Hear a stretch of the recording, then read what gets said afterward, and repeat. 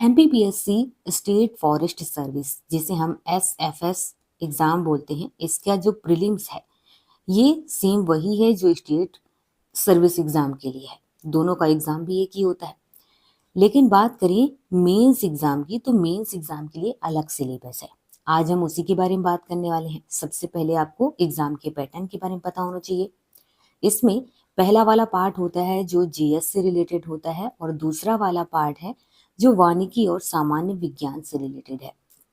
GS वाले में आपको 50 क्वेश्चन दिए जाते हैं, और जो वानिकी और सामान्य विज्ञान है इससे रिलेटेड आपके 100 क्वेश्चन होते हैं।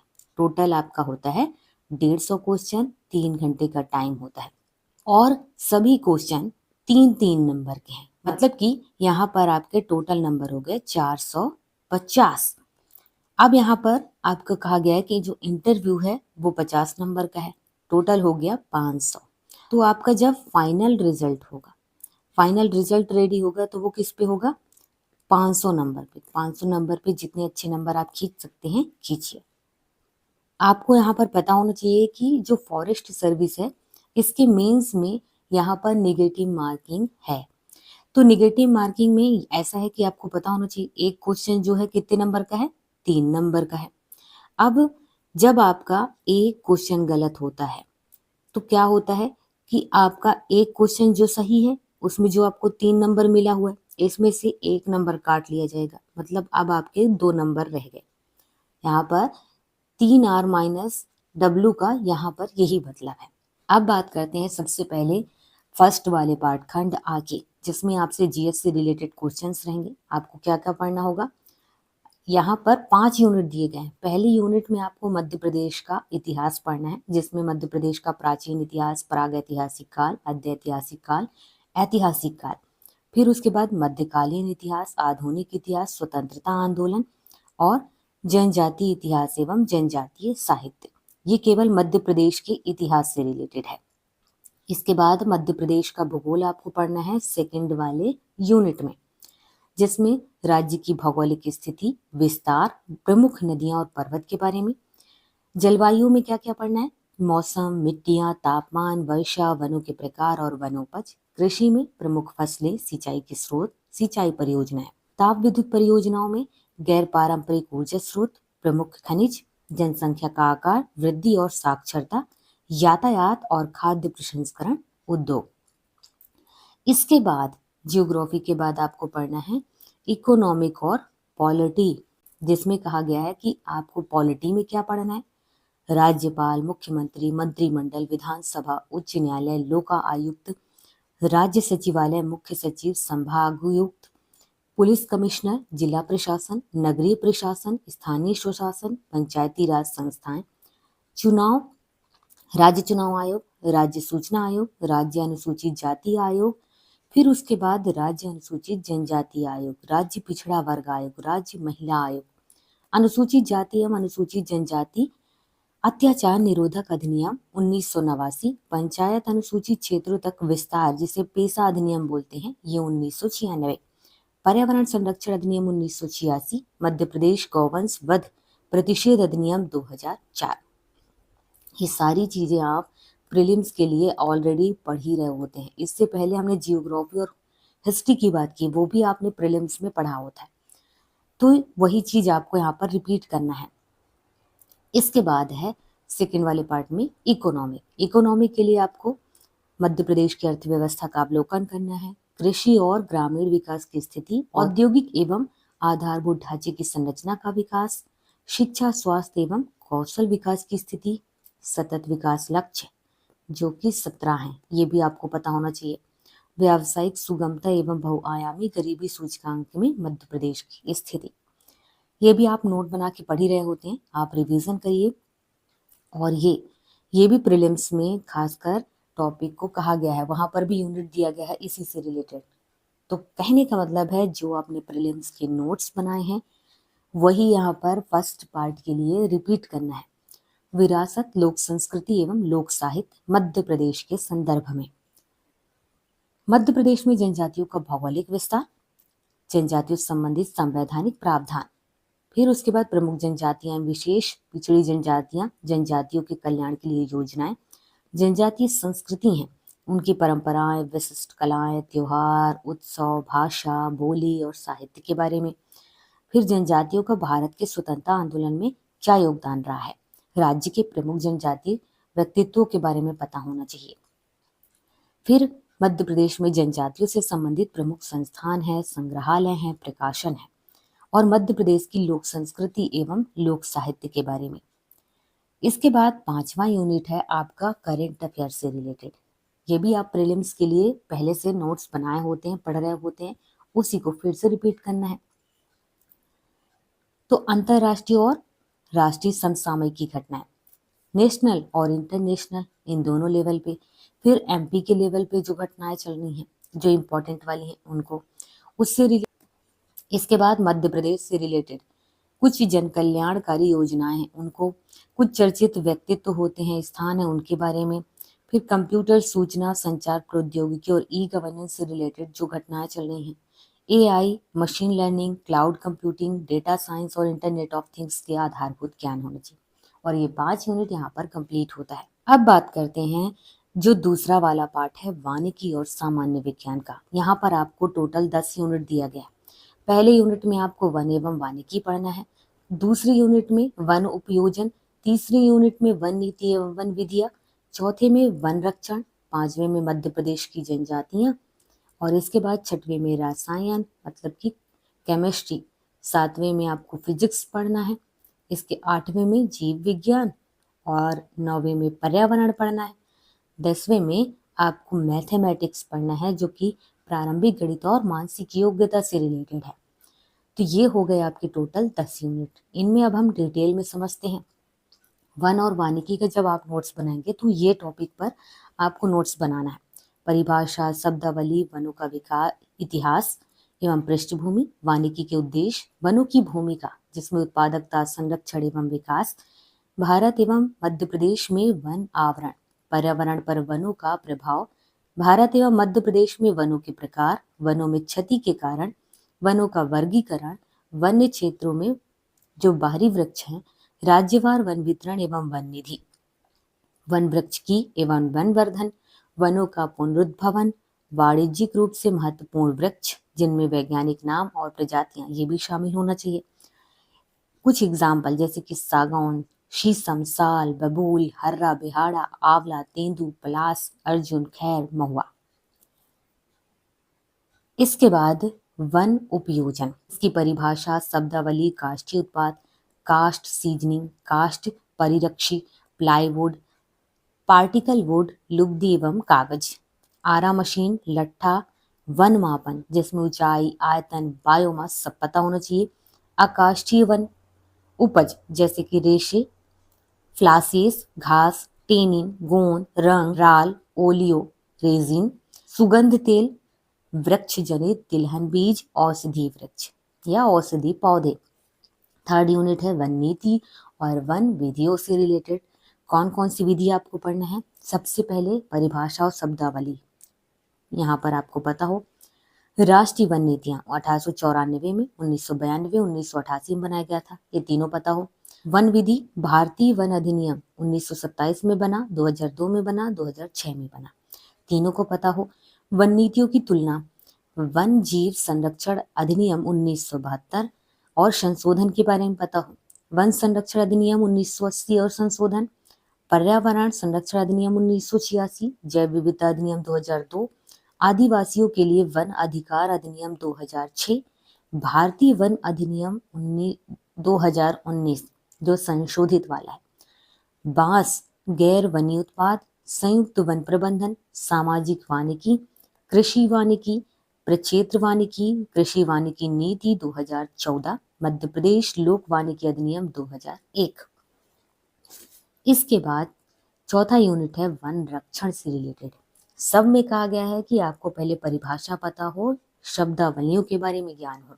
इसके बाद कहा गया वनों को क्षति पहुंचाने वाले कुछ कारक हैं जैसे कि मानव, पशु, कीट, पौधे, पर्यावरणीय घटक, वन, अग्नि, इनके नियंत्रण प्रबंधन इनके बारे में पता हो, चरनोई एवं चरनोई प्रबंध पता हो, वन रोपण, मृदा संरक्षण, जल ग्रहण क्षेत्र प्रबंधन, भूमंडलीय तापन, जलवायु परिवर्तन में वनों की भूमिका, कार्बन पूल, मृदा एवं जल संरक्षण में वनों की भूमिका, राष्ट्रीय उद्यान एवं अभ्यारण्य, वन गणना, पारिस्थितिकी तंत्र, वन प्रबंधन, संरक्षित वन, जैव आरक्षित क्षेत्र, इसके बारे में।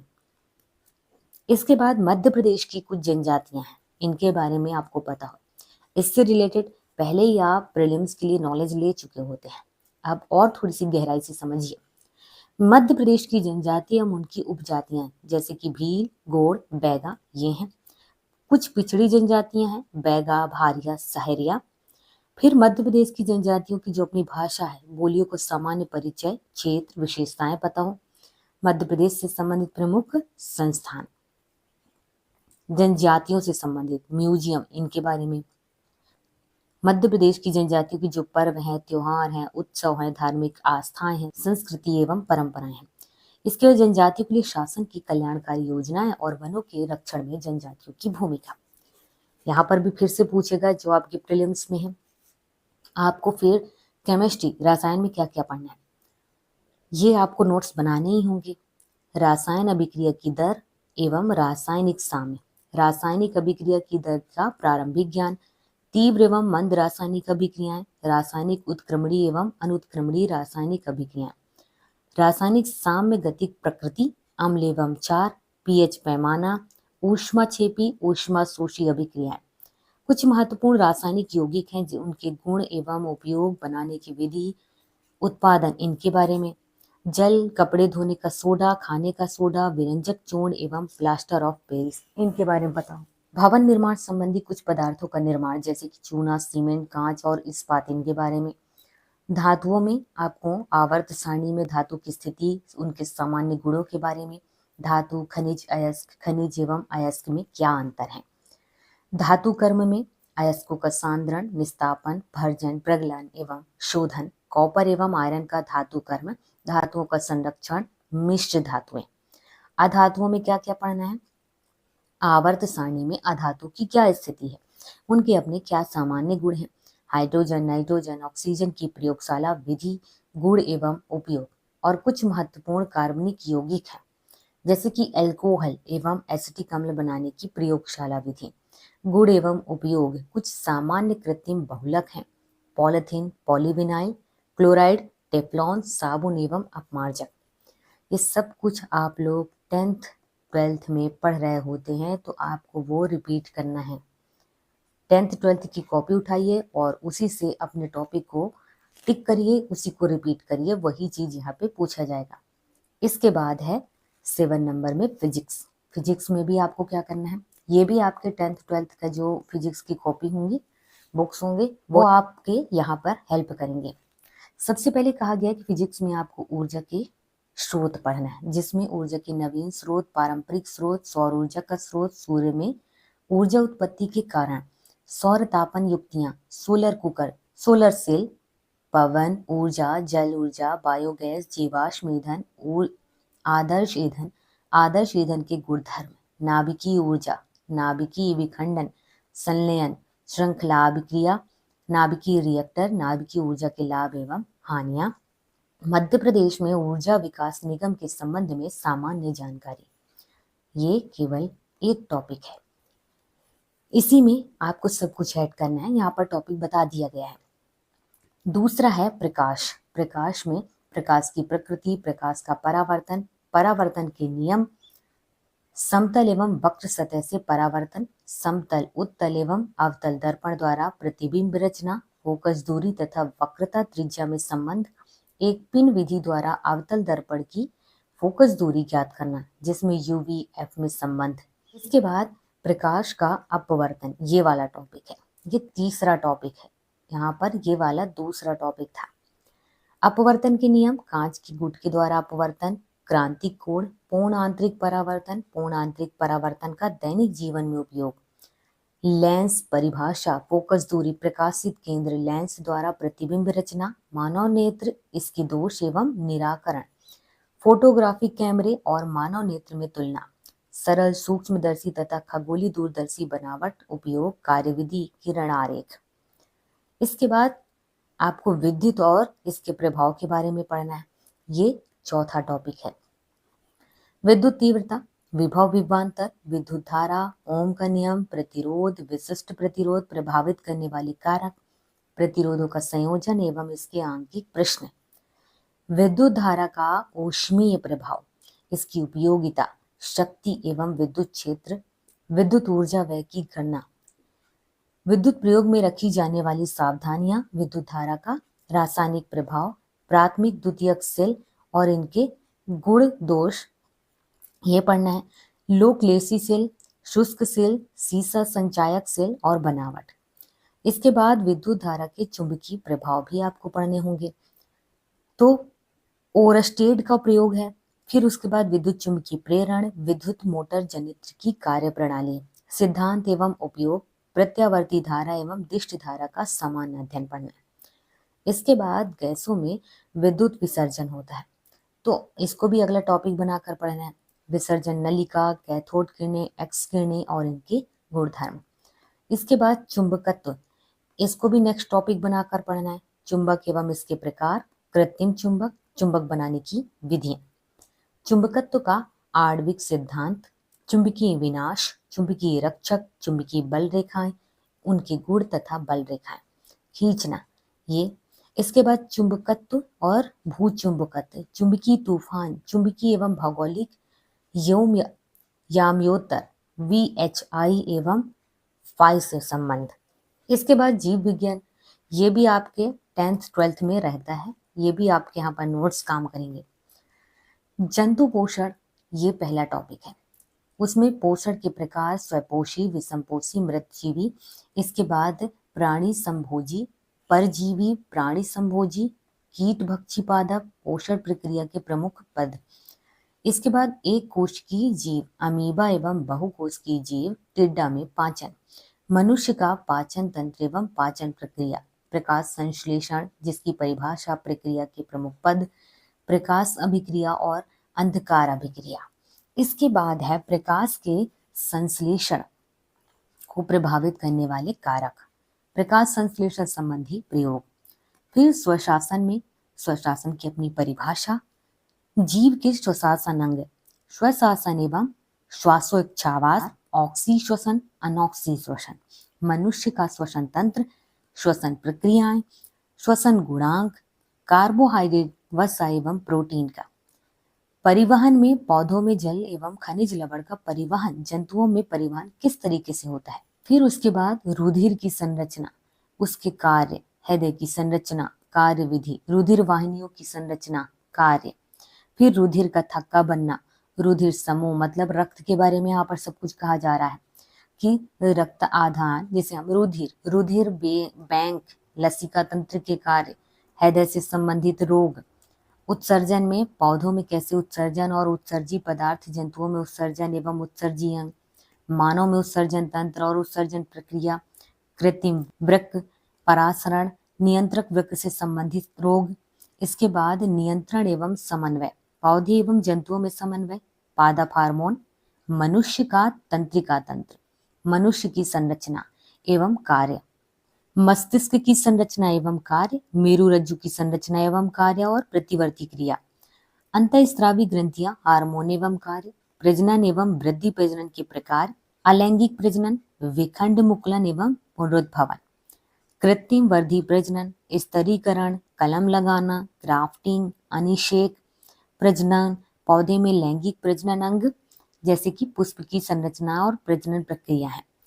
सामान्य जानकारी होना चाहिए, परागण और निषेचन के बारे में पता हो, मानव प्रजनन तंत्र, प्रजनन प्रक्रिया, अनुवांशिकी एवं विकास, अनुवांशिकी एवं भिन्नताएं, अनुवांशिकता का मूल आधार, गुणसूत्र, DNA, जीन, लिंग निर्धारण, कार्बनिक विकास का प्रारंभिक ज्ञान हो, पादप वर्गीकरण के सिद्धांत एवं प्रकार। इसके बाद पर्यावरण से रिलेटेड आपको पता हो, क्योंकि फॉरेस्ट सर्विस की तैयारी कर रहे हैं भैया, तो पर्यावरण के बारे में तो पता होना ही चाहिए, जिसमें आपको जैव विविधता एवं उसका संरक्षण, जिसमें इसके सामान्य परिचय, परिभाषा, इनके बारे में पता हो, आनुवांशिक प्रजाति एवं पारिस्थितिकी तंत्रीय विविधता, भारत का जैव भौगोलिक वर्गीकरण, जैव विविधता का महत्व पता हो, विनाशकारी उपयोग, उत्पादक उपयोग, सामाजिक नैतिक वैकल्पिक दृष्टि से महत्व। विश्व स्तरीय जैव विविधता, राष्ट्रीय एवं स्थानीय स्तर की जैव विविधता। भारत एक बृहद विविधता वाले राष्ट्र के रूप में जैव विविधता के तप्त स्थल, जैव विविधता को क्षति, जिसमें से आवासीय क्षति, अन्य जीवन की क्षति, मानव एवं वन्य जंतु संघर्ष, भारत की संकटापन्न एवं स्थानीय प्रजातियां, जैव विविधता का संरक्षण। फिर असंस्थितिक एवं संस्थितिक संरक्षण, पर्यावरण प्रदूषण, जिसमें कारण, प्रभाव, नियंत्रण के उपाय, वायु प्रदूषण, जल प्रदूषण, समुद्री प्रदूषण, मृदा प्रदूषण, ध्वनि प्रदूषण, तापीय प्रदूषण, नाभिकीय प्रदूषण है। ठोस अपशिष्ट प्रबंधन, नगरीय एवं औद्योगिक ठोस कूड़े करकट का प्रबंधन, कारण, प्रभाव और नियंत्रण। प्रदूषण के नियंत्रण में व्यक्ति की क्या भूमिका है? आपदा प्रबंधन, बाढ़, भूकंप, चक्रवात, भूस्खलन, मानव जनसंख्या एवं पर्यावरण, जनसंख्या वृद्धि, विभिन्न राष्ट्रों में जनसंख्या में भिन्नता, जनसंख्या विस्फोट, परिवार कल्याण कार्यक्रम, पर्यावरण एवं मानव स्वास्थ्य। इसके बाद 10वां यूनिट है जो प्रारंभिक गणित और सामान्य मानसिक योग्यता से रिलेटेड है, जहां पर हम कहें तो आपका 10th लेवल तक जो आपने मैथ पढ़ा है उसी से रिलेटेड यहाँ पर क्वेश्चन है। अंक गणित में आपको औसत, लाभ एवं हानि, साधारण एवं चक्रवृद्धि ब्याज, क्षेत्रफल, समय, कार्य एवं श्रम, समय और दूरी, वर्गमूल, प्रतिशत, अनुपात, समानुपात, लॉग टेबल का उपयोग, घनाकार एवं ठोस पृष्ठों के आयतन, इनसे रिलेटेड। बीजगणित में बीजगणित के आधारभूत नियम, योग, अंतर, गुणा, भाग, सरल सूत्र एवं उनके उपयोग, गुणनखंड एवं भाजक विधि से लघुत्तम समापवर्तक, महत्तम समापवर्तक, साधारण समीकरण, द्वितीय घात के त्रिपदीय व्यंजकों के गुणनखंड। ज्यामिति में रेखा एवं कोण, समानांतर रेखाएं, त्रिभुज, तुल्य समताएं। इसके बाद समानांतर चतुर्भुज, सामान्य द्विभाजक, लंबवत इत्यादि रेखाओं के अनुप्रयोग, कोण, त्रिभुज चतुर्भुज की रचनाएं, समांतर चतुर्भुज से संबंधित और प्रमेय, चतुर्भुज का क्षेत्रफल, पाइथागोरस का प्रमेय एवं विलोम। इसके बाद चतुर्भुजों का तुल्य, त्रिभुजों में विघटन, सामान्य क्षेत्रफल के त्रिभुजों एवं चतुर्भुजों में संरेखीय आकृतियों का विघटन, दिए गए क्षेत्रफल एवं भुजा के आधार पर चतुर्भुजों की रचना, विविध ज्यामिति रचनाएं, बिंदु पथ का परिच्छेद और बिंदु पथ से संबंधित प्रश्न। इसके बाद त्रिकोणमिति है, जिसमें वृत्तीय मापन, त्रिकोणमितीय अनुपातों की परिभाषा, ऊंचाई, दूरी के सामान्य प्रश्न, सामान्य मानसिक योग्यता से रिलेटेड प्रश्न में संख्यात्मक योग्यता, तर्क, कूट, आंकड़ों का विश्लेषण एवं निष्कर्ष तथा सभ्यता संबंधी प्रश्नों का समावेशन। तो यहाँ पर आपके हो गए पूरे 10 यूनिट कंप्लीट। सारे जो नोट्स आपने पहले से रखे हैं प्रीलिम्स के लिए वो पूरा काम करेगा। 10th 12th में आपने फिजिक्स, केमिस्ट्री पढ़ा है, मैथ पढ़ा है, वो पूरा यहाँ पर काम करेगा। बस अपने टॉपिक पर टिक कर लीजिए और उसी को रिपीट करिए। प्रीवियस ईयर के क्वेश्चन पेपर को जरूर सॉल्व करिए और उसी से रिलेट करके आगे बढ़िए।